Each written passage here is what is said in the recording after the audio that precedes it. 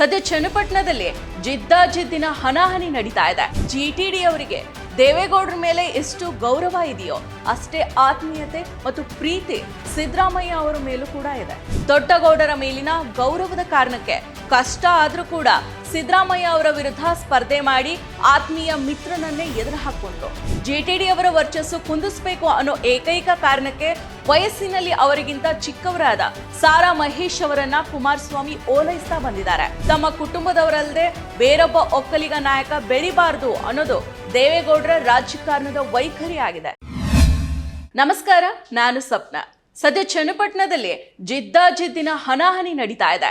ಈ ಚುನಾವಣೆ ಸಿಪಿ ಯೋಗೇಶ್ವರ್ ಮತ್ತು ನಿಖಿಲ್ ಕುಮಾರಸ್ವಾಮಿ ಮಧ್ಯೆ ಸ್ಪರ್ಧೆ ಅಂತ ಹೇಳೋದಕ್ಕಿಂತ ಇದು ಕುಮಾರಸ್ವಾಮಿ ಮತ್ತು ಡಿಕೆ ಶಿವಕುಮಾರ್ ನಡುವಿನ ಕದನ ಆಗಿದೆ. ಇವರಿಬ್ಬರಿಗೂ ಚನ್ನಪಟ್ಟಣ ಕ್ಷೇತ್ರದಲ್ಲಿ ಗೆಲುವನ್ನ ಕಾಣೋದು ಒಂದ್ ರೀತಿಯ ಪ್ರತಿಷ್ಠೆಯ ವಿಷಯ ಆಗಿದೆ. ಇನ್ನು ದೇವೇಗೌಡರ ಕುಟುಂಬ ಶತಾಯಗತಾಯ ತಮ್ಮ ವಂಶದ ಕುಡಿಯನ್ನ ಗೆಲ್ಲಿಸಿಕೊಳ್ಳಲೇಬೇಕು ಅಂತ ಎಲ್ಲ ಬಗೆಯ ತಂತ್ರಗಳನ್ನ ಹೂಡ್ತಾ ಇದೆ. ಇಲ್ಲಿರೋ ನಿರ್ಣಾಯಕ ಸಂಖ್ಯೆಯ ಒಕ್ಕಲಿಗ ಮತಗಳ ಮೇಲೆ ಕಣ್ಣನ್ನ ಇಟ್ಟಿರೋ ಆ ಕುಟುಂಬ ಯಾವ ಅವಕಾಶವನ್ನು ಬಿಡ್ತಾ ಇಲ್ಲ. ಆದ್ರೆ ಹಳೆ ಮೈಸೂರು ಭಾಗದಲ್ಲಿ ಪ್ರಭಾವಿ ಅಂತ ಅನ್ಸಿರೋ ಕುಮಾರಸ್ವಾಮಿಯ ನಂತರ ಜೆಡಿಎಸ್ನ ಎರಡನೇ ಶ್ರೇಣಿಯ ನಾಯಕ ಅಂತ ಅನ್ಸ್ಕೊಂಡಿರೋ ಮಾಜಿ ಸಚಿವರು ಆದ ಒಕ್ಕಲಿಗ ಸಮುದಾಯದ ಜಿಟಿ ದೇವೇಗೌಡರ ಅನುಪಸ್ಥಿತಿ ಇಲ್ಲಿ ಹಲವು ಪ್ರಶ್ನೆಗಳನ್ನ ಮೂಡಿಸ್ತಾ ಇದೆ. ಜೊತೆಗೆ ನಿಖಿಲ್ ಕುಮಾರಸ್ವಾಮಿ ದೊಡ್ಡಪ್ಪ HD ರೇವಣ್ಣ ಪ್ರಚಾರದಲ್ಲಿ ಕಾಣಿಸ್ಕೊಂಡಿಲ್ಲ. ಜೊತೆಗೆ ಸುಮಲತಾ ಕೂಡ ಪ್ರಚಾರಕ್ಕೆ ಬಂದಿಲ್ಲ. ಲೋಕಸಭಾ ಚುನಾವಣಾ ಸಮಯದಲ್ಲೂ ಕೂಡ HD ಕುಮಾರಸ್ವಾಮಿ ಪರವಾಗಿ ಪ್ರಚಾರವನ್ನ ಮಾಡಿರಲಿಲ್ಲ. ಒಟ್ಟಾರೆ ಈ ವಿಚಾರದ ಬಗ್ಗೆ ಸಂಪೂರ್ಣವಾಗಿ ಈ ವಿಡಿಯೋದಲ್ಲಿ ತಿಳಿಸ್ತಾ ಹೋಗ್ತೀನಿ. ಅದಕ್ಕೂ ಮೊದಲು ನೀವಿನ್ನು ನಮ್ಮ ಈ ದಿನ ಯೂಟ್ಯೂಬ್ ಚಾನಲ್ಗೆ ಸಬ್ಸ್ಕ್ರೈಬ್ ಆಗಿಲ್ವಾದ್ರೆ ಕೂಡಲೇ ಸಬ್ಸ್ಕ್ರೈಬ್ ಮಾಡಿ. ನಮ್ಮ ಪ್ರತಿ ವಿಡಿಯೋಗಳ ನೋಟಿಫಿಕೇಶನ್ಗಾಗಿ ಪಕ್ಕದಲ್ಲೇ ಇರೋ ಬೆಲ್ ಬಟನ್ ಅನ್ನ ಕ್ಲಿಕ್ ಮಾಡಿ. ಚನ್ನಪಟ್ಟಣದಲ್ಲಿ ಈಗ ನಡೀತಾ ಇರೋ ಉಪಚುನಾವಣೆ ಒಂದ್ ರೀತಿಯ ನಿರ್ಣಾಯಕ ಚುನಾವಣೆ ಆಗಿದೆ. ಆದ್ರೂ ಕೂಡ ಜೆಡಿಎಸ್ನ ಜಿಟಿ ದೇವೇಗೌಡರು ಪ್ರಚಾರದಿಂದ ಯಾಕೆ ದೂರ ಉಳಿದಿದ್ದಾರೆ? ದೇವೇಗೌಡರ ಕುಟುಂಬದ ಸ್ವಜನ ಪಕ್ಷಪಾತದ ವರ್ತನೆಯಿಂದ ಅವರು ಬೇಸತ್ರ, ಅವರನ್ನ ಮೂಲೆ ಗುಂಪು ಮಾಡೋ ಪ್ರಯತ್ನದ ವಿರುದ್ಧ ಬಂಡಾಯವೆದ್ದಿದ್ದಾರಾ? ಪ್ರಚಾರದಿಂದ ದೂರ ಉಳಿದಿರೋದು ಅದರ ಮುನ್ಸೂಚನೆನಾ? ಉಪಚುನಾವಣೆ ಮುಗಿತಾ ಇದ್ದಂತೆ ಅವರು ಪಕ್ಷನ ತೊರಿತಾರ? ಹೀಗೆ ಹಲವಾರು ಪ್ರಶ್ನೆಗಳು ರಾಜಕೀಯ ವಲಯದಲ್ಲಿ ಕೇಳಿ ಬರ್ತಾ ಇದ್ದಾವೆ. ರಾಜಕಾರಣ ಅನ್ನೋದು ತುಂಬಾ ಅನಿಶ್ಚಿತಮಯ, ಅಸ್ಥಿರ ಕ್ಷೇತ್ರ. ಹಾಗಾಗಿ ಅಲ್ಲಿ ನಾಳೆ ಏನಾಗುತ್ತೆ ಅನ್ನೋದನ್ನ ಈಗಲೇ ಊಹಿಸೋದು ಕಷ್ಟ. ಆದ್ರೆ ಇವತ್ತು ಏನಾಗ್ತಾ ಇದೆ ಮತ್ತು ಹಾಗೆ ಆಗೋದಕ್ಕೆ ಏನು ಕಾರಣ ಅನ್ನೋದನ್ನ ನಿಖರವಾಗಿ ವಿಶ್ಲೇಷಣೆ ಮಾಡಬಹುದು. ಹಾಗಾಗಿ ಜಿಟಿ ದೇವೇಗೌಡ ಜೆಡಿಎಸ್ನ ತೊರೆದು ಹೋಗ್ತಾರಾ ಅನ್ನೋ ಪ್ರಶ್ನೆಯನ್ನ ಬದಿಗಿಟ್ಟು ಅವ್ರು ಯಾಕೆ ದೇವೇಗೌಡರ ಕುಟುಂಬದಿಂದ ಅಂತರವನ್ನ ಕಾಯ್ದುಕೊಳ್ತಾ ಇದ್ದಾರೆ ಅನ್ನೋದನ್ನ ನೋಡೋಣ. ಜಿಟಿ ದೇವೇಗೌಡರು ಆರಂಭದಿಂದಾನು HD ದೇವೇಗೌಡರಿಗೆ ತುಂಬಾ ನಿಷ್ಠರಾದವರು. ಈ ಹಿಂದೆ ಹಲವು ಬಾರಿ ತನಗಿಂತ ಕಿರಿಯವರಾದ ಕುಮಾರಸ್ವಾಮಿ ಅವರಿಂದ ಅವಮಾನ ಆದ್ರೂ ಕೂಡ ಪಕ್ಷ ತೊರೆಯೋ ನಿರ್ಧಾರ ಮಾಡಿದವರಲ್ಲ. ಹಾಗೆ ನೋಡಿದ್ರೆ ಜಿಟಿಡಿ ಅವರಿಗೆ ದೇವೇಗೌಡರ ಮೇಲೆ ಎಷ್ಟು ಗೌರವ ಇದೆಯೋ ಅಷ್ಟೇ ಆತ್ಮೀಯತೆ ಮತ್ತು ಪ್ರೀತಿ ಸಿದ್ದರಾಮಯ್ಯ ಅವರ ಮೇಲೂ ಕೂಡ ಇದೆ. ಯಾಕಂದ್ರೆ ಮೈಸೂರಿನ ರಾಜಕಾರಣದಲ್ಲಿ ಜಿಟಿ ದೇವೇಗೌಡರು ಬೆಳೆಯೋದಕ್ಕೆ ನೆರವಾದವರೇ ಈ ಸಿದ್ದರಾಮಯ್ಯ ಅವರು. ಸ್ವತಃ ಜಿಟಿಡಿ ಈ ಮಾತನ್ನ ಹಲವು ಬಾರಿ ಹೇಳ್ಕೊಂಡಿದ್ದಾರೆ. ಆದ್ರೆ 2018ರ ಅಸೆಂಬ್ಲಿ ಚುನಾವಣೆ ವೇಳೆ ಅಂತಹ ಸಿದ್ದರಾಮಯ್ಯ ಅವರ ವಿರುದ್ಧನೇ ಸ್ಪರ್ಧಿಸಿ ಅವರನ್ನ ಸೋಲಿಸಬೇಕು ಅಂತ ದೇವೇಗೌಡರ ಫ್ಯಾಮಿಲಿ ಆಜ್ಞೆ ಮಾಡಿದಾಗ ದೊಡ್ಡಗೌಡರ ಮೇಲಿನ ಗೌರವದ ಕಾರಣಕ್ಕೆ ಕಷ್ಟ ಆದ್ರೂ ಕೂಡ ಸಿದ್ದರಾಮಯ್ಯ ಅವರ ವಿರುದ್ಧ ಸ್ಪರ್ಧೆ ಮಾಡಿ ಆತ್ಮೀಯ ಮಿತ್ರನನ್ನೇ ಎದುರು ಹಾಕೊಂಡ್ರು. ಗೌಡರ ಮೇಲೆ ಜಿಟಿಡಿ ಅವರ ಅಭಿಮಾನ ಹಂತದಾಗಿತ್ತು. ಆದ್ರೆ ಆ ಅಭಿಮಾನಕ್ಕೆ ಪ್ರತಿಯಾಗಿ ಜಿಟಿ ದೇವೇಗೌಡರನ್ನ ಪಕ್ಷದಲ್ಲಿ ಮೂಲೆ ಗುಂಪು ಮಾಡುತ್ತಾನೆ ಬರಲಾಗ್ತಾ ಇದೆ.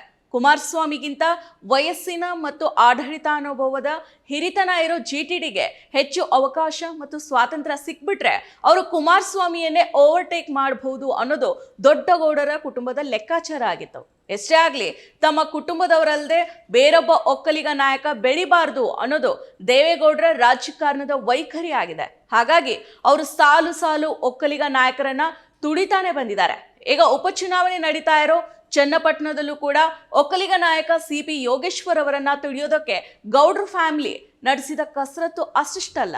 ಬಿಜೆಪಿ ಜೆಡಿಎಸ್ ಮೈತ್ರಿಯ ಕಾರಣಕ್ಕೆ ಬೆಂಗಳೂರು ಗ್ರಾಮಾಂತರ ಕ್ಷೇತ್ರದಿಂದ ಬಿಜೆಪಿ ಅಭ್ಯರ್ಥಿಯಾಗಿ ಸ್ಪರ್ಧೆ ಮಾಡೋದಕ್ಕೆ ಉತ್ಸುಕರಾಗಿದ್ದ ಸಿಪಿ ಯೋಗೇಶ್ವರ್ ಅವರಿಗೆ ಟಿಕೆಟ್ನ ತಪ್ಪಿಸಿ ತಮ್ಮ ಮನೆ ಅಳಿಯನನ್ನ ತಮ್ಮದೇ ಪಕ್ಷ ಇದ್ರು ಬಿಜೆಪಿ ಪಕ್ಷದ ಟಿಕೆಟ್ನಿಂದ ಕಣಕ್ಕಿಳಿಸಿದ್ರು. ಆಗ್ಲೇ ಅಸಮಾಧಾನವನ್ನ ಹೊರಹಾಕಿದ್ದ ಯೋಗೇಶ್ವರ್ಗೆ ಮುಂದೆ ಕುಮಾರಸ್ವಾಮಿಯಿಂದ ತೆರವಾಗೋ ಚನ್ನಪಟ್ಟಣಕ್ಕೆ ನಡೆಯೋ ಉಪಚುನಾವಣೆಯಲ್ಲಿ ಅವಕಾಶ ನೀಡೋ ಮಾತನ್ನ ಕೊಟ್ಟು ಅವರನ್ನ ಚೆನ್ನಾಗಿ ಬಳಸ್ಕೊಂಡ್ರು. ಯೋಗೇಶ್ವರ್ ಕಾಣಿಕೆಯಿಂದಾನೇ ಗೌಡ್ರ ಅಳಿಯ ಅಲ್ಲಿ ಗೆಲ್ಲೋದಕ್ಕೆ ಸಾಧ್ಯ ಆಯಿತು. ಆದ್ರೆ ಉಪಚುನಾವಣೆ ಎದುರಾಗಿ ಯೋಗೇಶ್ವರ್ಗೆ ಟಿಕೆಟ್ ಬಿಟ್ಕೊಡೋ ವಿಚಾರ ಬಂದಾಗ ತಮ್ಮ ಮಗ ನಿಖಿಲ್ನನ್ನ ಕಣಕ್ಕಿಳಿಸೋ ಸ್ವಾರ್ಥಕ್ಕೋಸ್ಕರ ಕುಮಾರಸ್ವಾಮಿ ಮಾತನ್ನ ತಪ್ಪಿದ್ರು. ಕೊನೆಗೆ ಅವರು ಮಾತೃ ಪಕ್ಷ ಕಾಂಗ್ರೆಸ್ಗೆ ಹೋಗಿ ಸ್ಪರ್ಧೆ ಮಾಡಬೇಕಾಯ್ತು. ಹೇಗೆ ತಮ್ಮ ಕುಟುಂಬದವರಲ್ಲದ ಒಕ್ಕಲಿಗ ನಾಯಕರು ಬೆಳಿಬಾರ್ದು ಅನ್ನೋ ಉದ್ದೇಶದಿಂದ ದೇವೇಗೌಡರ ಕುಟುಂಬ ಎಣಿಕೆ ಹಾಕ್ತಾ ಇದೆ. ಅದೇ ಕಾರಣಕ್ಕೆ GTD ಅವರನ್ನ ಸದಾ ಪಕ್ಷದಲ್ಲೇ ನಿರ್ಲಕ್ಷ್ಯ ಮಾಡ್ತಾನೆ ಬರಲಾಗ್ತಾ ಇದೆ. ಮೈಸೂರಿನ ರಾಜಕಾರಣದಲ್ಲಿ GTD ಅವರ ವರ್ಚಸ್ಸು ಕುಂದಿಸಬೇಕು ಅನ್ನೋ ಏಕೈಕ ಕಾರಣಕ್ಕೆ ವಯಸ್ಸಿನಲ್ಲಿ ಅವರಿಗಿಂತ ಚಿಕ್ಕವರಾದ ಸಾರಾ ಮಹೇಶ್ ಅವರನ್ನ ಕುಮಾರಸ್ವಾಮಿ ಓಲೈಸ್ತಾ ಬಂದಿದ್ದಾರೆ. ಇದು GTD ಅವರ ಅಸಮಾಧಾನದ ಮೂಲ ಆಗಿದೆ.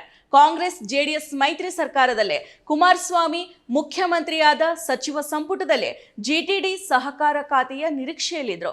ಅದನ್ನ ತಪ್ಪಿಸಿ ಉನ್ನತ ಶಿಕ್ಷಣದಂತಹ ಖಾತೆಯನ್ನ ನೀಡಲಾಯಿತು. ಮೈಸೂರು ಜಿಲ್ಲಾ ಉಸ್ತುವಾರಿಯಾಗೋ ಹಂಬಲವನ್ನ ಹೊಂದಿದ GTD ಆಸೆ ಮೇಲೂ ಕೂಡ ಕುಮಾರಸ್ವಾಮಿ ತಣ್ಣೀರನ್ನ ಸುರಿದಿದ್ರು. ಇಷ್ಟೆಲ್ಲ ಅವಮಾನ ಆಗ್ತಾ ಇದ್ರು ಕೂಡ ದೇವೇಗೌಡರ ಮೇಲಿನ ಗೌರವದ ಕಾರಣಕ್ಕೆ GTD JDSನಲ್ಲೇ ಉಳಿದ್ರು. ಆದ್ರೆ ಈಗೀಗ ದೇವೇಗೌಡರು ಕೂಡ ತಮ್ಮ ಮಕ್ಕಳು ಮೊಮ್ಮಕ್ಕಳ ಮೇಲೆ ಅತಿ ಅನ್ಸೋಷ್ಟು ವ್ಯಾಮೋಹನ ತಳೆದು ಅವರನ್ನ ಸಮರ್ಥನೆ ಮಾಡ್ಕೊಳ್ಳೋದಕ್ಕೆ ಮುಂದಾಗ್ತಾ ಇರೋದು GTD ಅವರ ತಾಳ್ಮೆಯ ಕಟ್ಟೆ ಒಡೆಯುವಂತೆ ಮಾಡಿದೆ ಅಂತ ಹೇಳ್ತವೆ ಅವರ ಆಪ್ತ ಮೂಲಗಳು. ಇನ್ನು ನಿಜ ಹೇಳಬೇಕು ಅಂದ್ರೆ BJP ಜೊತೆ ಮೈತ್ರಿ ಮಾಡ್ಕೊಳ್ಳೋದು GTD ಅವರಿಗೆ ಅಷ್ಟಾಗಿ ಇಷ್ಟನೇ ಇರಲಿಲ್ಲ. ತಮ್ಮ ಪಕ್ಷದ ಸಿದ್ಧಾಂತಕ್ಕೂ BJPಯ ಕೋಮುವಾದಕ್ಕೂ ಎಳ್ಳಷ್ಟು ಹೊಂದಾಣಿಕೆ ಆಗೋದಿಲ್ಲ ಅನ್ನೋದು ಅವರ ಅಭಿಪ್ರಾಯ ಆಗಿತ್ತು. ತಮ್ಮ ಈ ಅಸಮಾಧಾನವನ್ನ ದೊಡ್ಡಗೌಡರ ಬಳಿಯೂ ಕೂಡ ಹೇಳ್ಕೊಂಡಿದ್ರಂತೆ.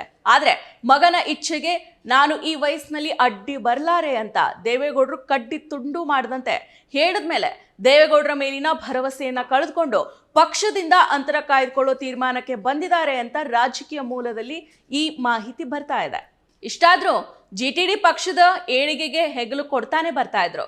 ಕುಮಾರಸ್ವಾಮಿ ಸಂಸದರಾಗಿ ದಿಲ್ಲಿ ರಾಜಕಾರಣದತ್ತ ತೆರಳಿದ ಮೇಲೆ ಈ ಬಾರಿ ಹಿರಿತನದ ಆಧಾರದಲ್ಲಿ JDS ಪಕ್ಷದ ಶಾಸಕಾಂಗ ಪಕ್ಷದ ನಾಯಕ ಸ್ಥಾನ ತನಗೆ ಸಿಗಲಿದೆ ಅಂತ GTD ನಿರೀಕ್ಷೆಯನ್ನ ಇಟ್ಕೊಂಡಿದ್ರು.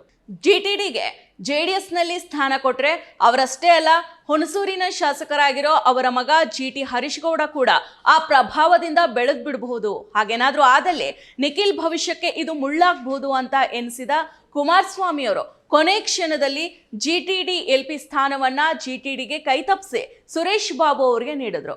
ಇದಾದ ನಂತರ ಇನ್ನು ತಮಗೆ ಇಲ್ಲಿ ಬೆಳೆಯೋದಕ್ಕೆ ಯಾವ ಅವಕಾಶವನ್ನು ಗೌಡರ ಕುಟುಂಬ ಉಳಿಸೋದಿಲ್ಲ ಅನ್ನೋದು ಅರ್ಥವಾಗಿ GTD ಪಕ್ಷದಿಂದ ದೂರ ಉಳಿಯೋ ನಿರ್ಧಾರಕ್ಕೆ ಬಂದಿದ್ದಾರೆ ಅಂತ ಹೇಳಲಾಗ್ತಾ ಇದೆ. ಹಾಸನಾಂಬೆಯ ದರ್ಶನಕ್ಕೆ ಬಂದಿದ್ದಾಗ GTD ಅವರನ್ನ ಮಾಧ್ಯಮದವರು ಮಾತನಾಡಿಸಿದಾಗ ಚನ್ನಪಟ್ಟಣದ ಪ್ರಚಾರದಲ್ಲಿ ಭಾಗವಹಿಸೋ ಬಗ್ಗೆ ನಾನಿನ್ನು ತೀರ್ಮಾನವನ್ನ ಕೈಗೊಂಡಿಲ್ಲ, ಈ ಬಗ್ಗೆ ಪಕ್ಷ ನನ್ನನ್ನ ಆಹ್ವಾನ ಮಾಡಿಲ್ಲ ಅಂತ ಹೇಳಿದ ಅವರ ಮಾತು ಒಳಗಿನ ಈ ಭಿನ್ನಮತಕ್ಕೆ ಕನ್ನಡಿನ ಹಿಡಿದಂತಿದೆ. ಮೈಸೂರಿನ ದಸರಾ ವೇದಿಕೆಯಲ್ಲಿ GTD CM ಸಿದ್ದರಾಮಯ್ಯ ಅವರನ್ನ ಹಾಡಿ ಹೊಗಳಿದ್ದಾಗ್ಲೇ, ಮೂಡಾ ಪ್ರಕರಣವೊಂದು ಸಂಚೆಂದು ಬಹಿರಂಗ ಮಾಡಿದಾಗ್ಲೇ, ಈಗ ಚನ್ನಪಟ್ಟಣದ ಚುನಾವಣಾ ಪ್ರಚಾರದಿಂದ ದೂರ ಉಳಿದಿರೋದಾಗ್ಲಿ, ಇವೆಲ್ಲವೂ ಮುಂದಿನ ದಿನಗಳಲ್ಲಿ GTD ಅವರ ನಿರ್ಧಾರ ಏನಾಗಿರಬಹುದು ಅನ್ನೋದನ್ನ ಅಂದಾಜಿಸೋದಕ್ಕೆ ಮುನ್ಸೂಚನೆಗಳಂತೆ ಗೋಚರಿಸ್ತವೆ. ಅದೇನೇ ಇರಲಿ, ಗೌಡರ ಕುಟುಂಬಕ್ಕೆ ಅಪಾರ ನಿಷ್ಠೆನ ತೋರ್ತಾ ಬಂದ GTD ಅವರನ್ನೇ ತುಳಿಯೋದಕ್ಕೆ ಕುಮಾರಸ್ವಾಮಿ ಮುಂದಾದದ್ದು ಅಕ್ಷಮ್ಯ. ಪುತ್ರ ವ್ಯಾಮೋಹಕ್ಕೆ ಸಿಲುಕಿದ ದೇವೇಗೌಡರು ಅದಕ್ಕೆ ಮೌನ ಸಮ್ಮತಿ ಕೊಟ್ಟಿದ್ದು ಅದಕ್ಕಿಂತನೂ ಕೂಡ ಅಕ್ಷಮ್ಯ. ನಮಸ್ಕಾರ. ಮತ್ತಷ್ಟು ವಿಶೇಷ ವಿಡಿಯೋಗಳನ್ನು ನೋಡಲು ಮತ್ತು ಹೊಸ ವಿಡಿಯೋಗಳ ಬಗ್ಗೆ ತಿಳಿಯಲು ಈ ದಿನ .com ಯೂಟ್ಯೂಬ್ ಚಾನೆಲ್ ಸಬ್ಸ್ಕ್ರೈಬ್ ಮಾಡಿ ಮತ್ತು ಬೆಲ್ ಐಕಾನ್ ಕ್ಲಿಕ್ ಮಾಡಿ.